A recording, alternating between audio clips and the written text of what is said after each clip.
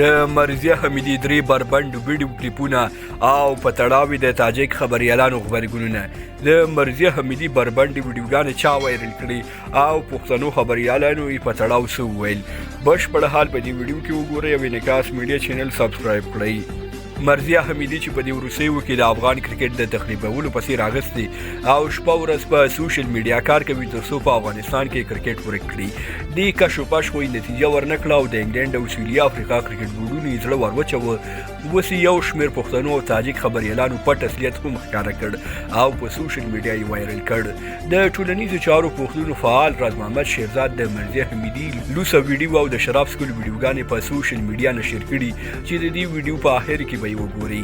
یعنې دا رنډۍ دومره پسته ده چې د رنډېتوب سره سره شراب هم په عام محضر کې څکي خو اوس یې د کرکټ لوبې ته حرام ویلي او دا لوبه حرامه بلي. پښتني خبریالې سهیلا وردګ هم مرضیه حمیدي یوه فحشه بللې او ادعا کوي چې اوس وخت کې د دې رنډۍ د فحشهتوب ثبوتونه هر چا سره شته دی.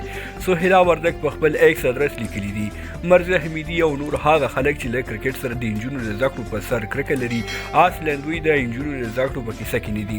د دوی دا کرکې له بله ځایه سرچینه اخلي. سهیلا زیاته کړې چې موږ ټول افغانان باید په مشترک ډول دا مسؤلیت ومنو او د کرکټ لپاره د دې رنډیانو او انساني قاچاقبرانو خلاف غږ پورته کړو.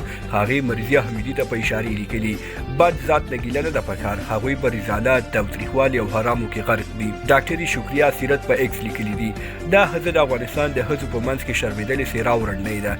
هغه لیکلي زه شرمېږم چې زموږ محترم تاجک قوم کې داسې ځناور شتون لري. بلې تاجکې خبریالې فرناز فروتن لیکلي دي د افغان کرکټ ورکوونکي او تخریبوونکي ځناور باید دا خبره درک کړي چې کرکټ د روان بد وضعیت ضامن نه دی او نه هم روانه بدبختي د دوی لخوا ده.